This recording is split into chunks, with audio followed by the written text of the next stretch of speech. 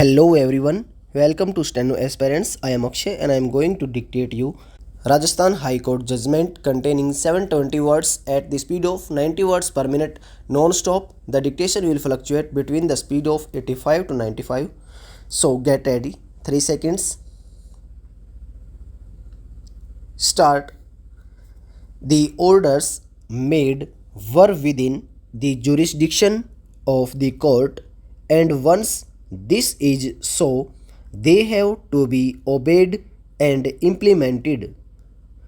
It is not as if the defendants are being sought to be punished for violations committed after the decision of the High Court on the question of jurisdiction of the civil court.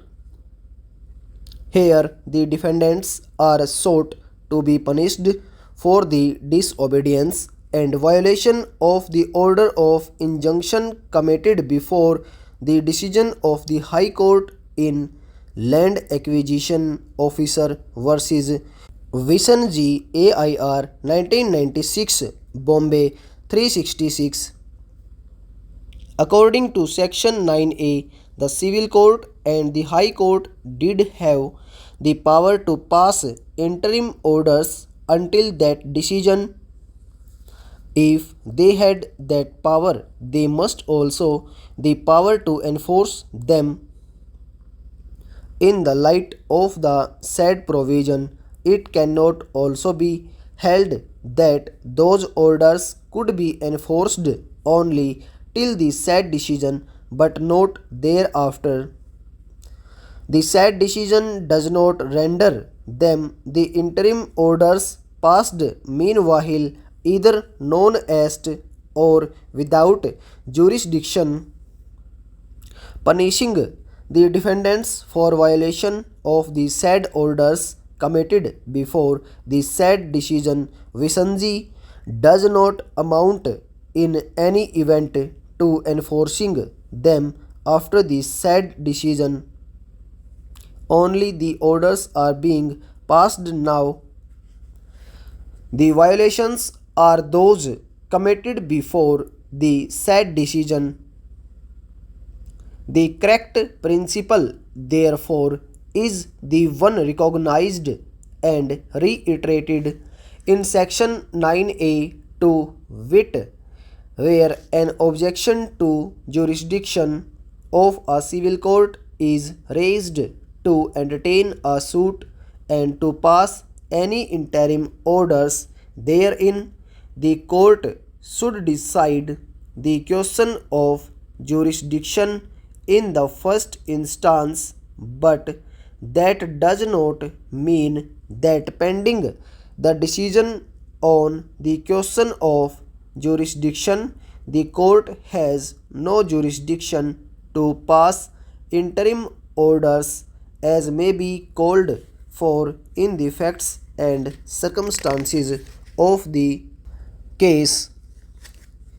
A mere objection to jurisdiction does not instantly disable the court from passing any interim orders. It can yet pass appropriate orders. At the same time, it should also decide the question of jurisdiction at the earliest possible time. The interim orders so passed are orders within jurisdiction when passed and effective till the court decides that it has no jurisdiction to entertain the suit. These interim orders undoubtedly come to an end with the decision that this court had no jurisdiction. It is open to the court to modify these orders while holding that it has no jurisdiction to try the suit. Indeed, in certain situations, it would be its duty to modify such orders or make appropriate directions. For example, take a case where a party has been dispossessed from the suit property by appointing a receiver or otherwise In such a case, the court should, while holding that it has no jurisdiction to entertain the suit, put back the party in the position he was on the date of suit. But this power or obligation has nothing to do with the proposition that while in force, these orders have to be obeyed and their violation can be punished even after the question of jurisdiction is decided against the plaintiff, provided the violation is committed before the decision of the court on the question of jurisdiction.